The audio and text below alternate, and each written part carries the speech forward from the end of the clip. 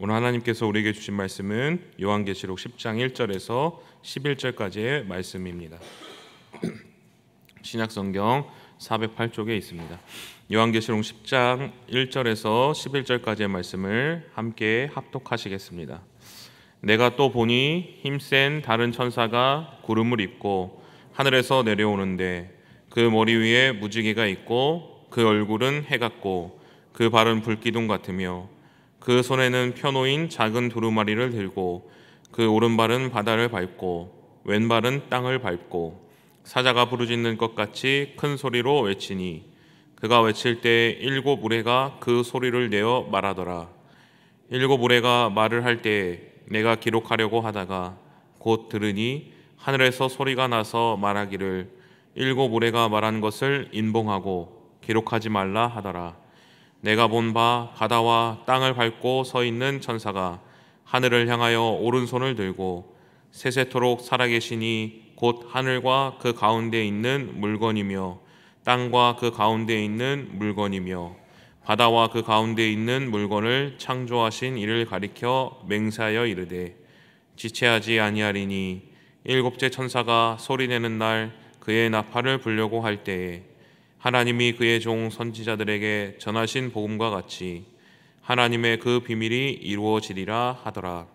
하늘에서 나서 내게 들리던 음성이 또 내게 말하여 이르되 내가 가서 바다와 땅을 밟고 서 있는 천사의 손에 펴놓인 두루마리를 가지라 하기로 내가 천사에게 나아가 작은 두루마리를 달라 한즉 천사가 이르되 갖다 먹어버리라. 내 배에는 쓰나 내 입에는 꿀같이 달리라 하거늘 내가 천사의 손에서 작은 두루마리를 갖다 먹어버리니 내 입에는 꿀같이 다나 먹은 후에 내 배에서는 쓰게 되리라. 그가 내게 말하기를 내가 많은 백성과 나라와 방언과 임금에게 다시 예언하여야 하리라 하더라. 아멘. 기쁘다 구주 오셨네. 이 찬양 다 아시죠? 이 찬양은 그 핸델의 이 메시아라는 곡에 이제 가사를 입힌 찬양입니다. 그런데 이제 핸델이 이 곡을 메시아라는 곡을 작곡할 때 이제 그 당시에 유행하던 작곡 방법과는 이제 전혀 반대의 방법으로 이제 작곡을 했다고 합니다. 그때 당시에 유행하던 이제 작곡 방법은 밑에 낮은 음에서부터 이렇게 위로 올라가는 방식으로 작곡을 했다고 합니다. 그런데 핸델은 반대 방법으로 높은 음에서부터 밑에 낮은 음으로 내려가는 방식으로 작곡을 한 것이죠. 왜 그렇게 작곡을 했겠습니까? 메시아, 바로 예수님이 이 땅에 오신 방법, 높은 곳에서 저 하늘에서 이 낮은 땅으로 내려오신 방법처럼 그 가장 높은 음에서부터 낮은 음으로 천천히 내려오는 방식으로 곡을 작곡한 것입니다. 그러니까 핸델의 이 메시아라는 곡의 자체에서 그 음계 자체에서 복음이 그 안에 들어있는 것입니다.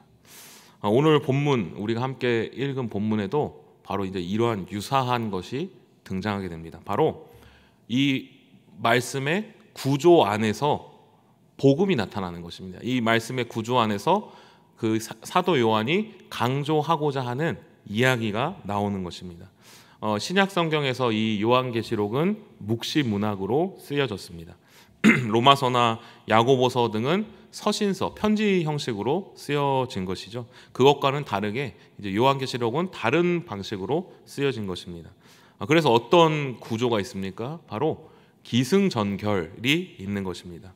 배경에 대해서 설명을 하고 또 어떤 장애물이 나타나고 그리고 그 일에 대해서 절정에 이제 다다르게 되는 것입니다. 그리고 가장 마지막에 가장 중요한, 가장 강조하고 싶은 이야기를 하는 것입니다. 오늘 함께 읽은 요한계시록 10장의 말씀은 어디 부분에 해당합니까? 바로 가장 중요한, 사도 요한이 가장 중요하게 말하고 싶은 결론에 해당하는 것입니다. 이러한 결론이 앞에 부분에도 등장하게 됩니다. 요한계시록 5장에서부터 이제 심판이 시작되게 됩니다. 그래서 어떤 심판이 등장합니까? 두루마리 하나가 나오고 거기 두루마리에 7인이 나오게 됩니다. 그래서 그 인을 하나씩 뗄 때마다 이 세상에 심판이 나타나게 되는 것입니다. 그래서 6번째 인을 떼고 나서 그 다음에 어떤 일이 벌어집니까? 당연히 일곱 번째 인을 떼는 장면이 나와야 할 것입니다. 그런데 마지막 인을 앞두고 다른 장면이 나오는 것입니다. 이것은 무엇입니까? 그 가장 긴장감을 최고조로 올린 다음에 사도 요한이 중요하게 말하고자 하는 말을 설명하기 위한 것입니다. 여섯 번째 인을 떼고 나서 7장이 나옵니다. 7장에 하나님의 인침을 받은 14만 4천 명의 성도를 설명하는 것입니다. 가장 중요한 이야기를 하는 것이죠. 하나님의 심판이 이렇게 마지막 날에 진행될지라도 하나님의 성도를 하나님께서 끝까지 보호하고 지키신다. 이것을 사도 요한이 강조하려고 그렇게 메시지를 그 안에 넣어놓은 것입니다. 그렇다면 오늘 10장 어떻습니까? 10장도 앞에서 7장에서 강조한 것처럼 또 새로운 강조점이 나타나는 것입니다. 8장부터는 이제 새로운 하나님의 심판이 나타납니다. 어떤 심판이 나타납니까? 바로 나팔 소리가 나타나는 것입니다. 7 천사가 나타나고 7 나팔이 등장합니다. 그래서 한 천사가 나팔을 한 번씩 불 때마다 이 세상에 무시무시한 심판이 생기게 되는 것입니다. 첫째, 둘째, 셋째 나팔을 불면서부터 점점 그 심판의 강도가 무서워지고 강해지고 올라가게 됩니다. 그래서 어저께 9장에서는 마지막 여섯째 천사가 여섯째 나팔을 불게 됩니다.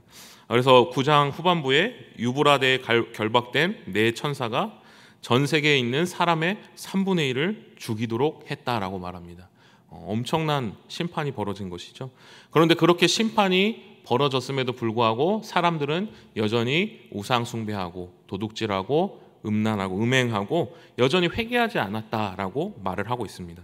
이렇게 여섯째 천사가 여섯째 나팔을 불어서 그런 무시무시한 심판이 벌어졌고 그럼에도 불구하고 회개하지 않았다라고 한다면 순서상으로 다음에는 무엇이 등장하는 것이 옳겠습니까? 바로 일곱째 천사가 나타나서 일곱째 천사가 나팔을 불고 더 무시무시한 심판이 나오는 것이 이제 순서상으로 맞을 것입니다. 그런데 오늘 무슨 일이 벌어집니까? 10장에는 전혀 다른 이야기가 등장하는 것입니다. 왜 다른 이야기가 등장합니까? 바로 긴장을 가장 최고치로 올려놓은 다음에 요한이 가장 중요한 얘기를 이제 하려고 시작하는 것입니다. 우리 10장 1절과 2절의 말씀을 같이 한번 함께 봉독하시겠습니다. 내가 또 보니 그 머리 위에 무지개가 있고 그 얼굴은 해 같고 그 발은 불기둥 같으며. 아멘.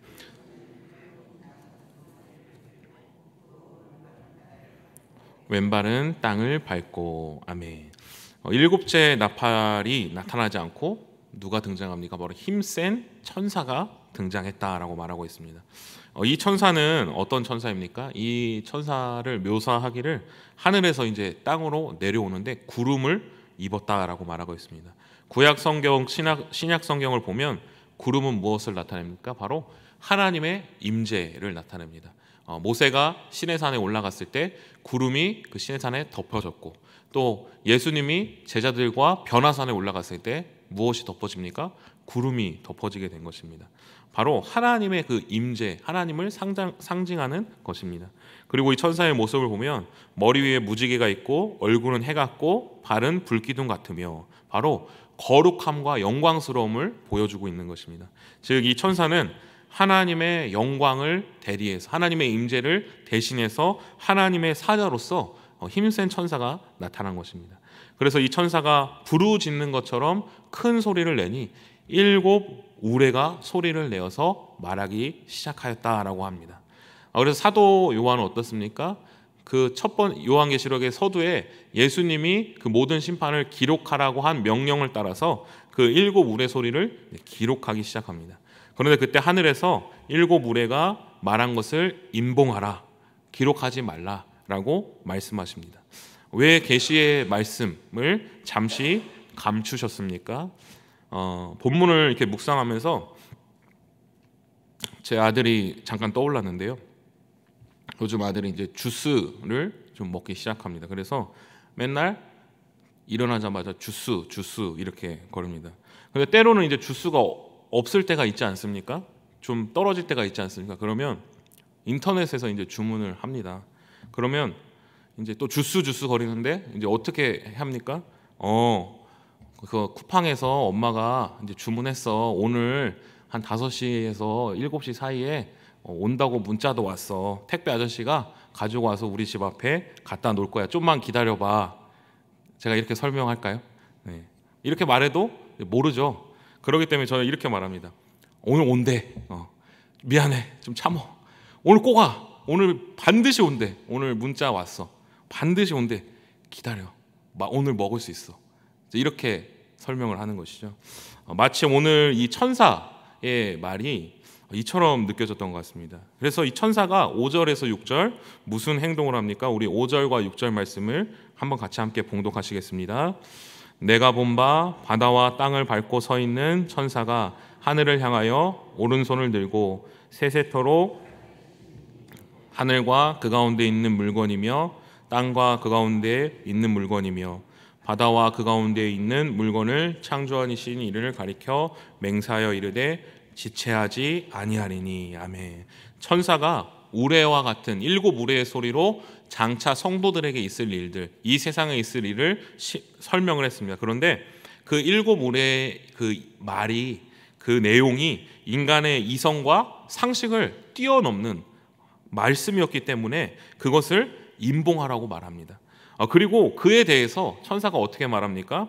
하나님께서 하나님의 성도를 위한 구원이 지체되지 않을 것이다. 금방 이루어질 거다. 사람이 그 하나님의 말씀을 이해할 수 없는 신비에 대해서는 감추고 반드시 성도들을 구원해내는 것이 늦어지지 않을 것이다. 천사가 오른손을 들고 맹세하며 이렇게 말하는 것입니다. 초대교회 성도들은 극심한 고통과 이제 환난 속에서 살아가고 있었습니다. 믿음을 가졌지만 여전히 삶의 어려움이 등장했습니다. 겨우겨우 믿음을 붙잡고 살고 있었습니다. 그래서 그들은 신앙을 지키는 것이 쉽지 않았을 것입니다. 그리고 하나님이 도저히 이해가 가지 않고 언제쯤 이 고난이 멈출지 하나님께 정말 의문을 품었을 것입니다. 아니, 선하신 하나님이신데 왜 이렇게 기다리게 되는 것일까? 왜 이렇게 환난을 겪어야 하는 것일까? 그런데 오늘 6째 나팔 이후에 이 가장 중요한 결말을 통해서 사도 요한이 말하고자 하는 바는 무엇이었습니까?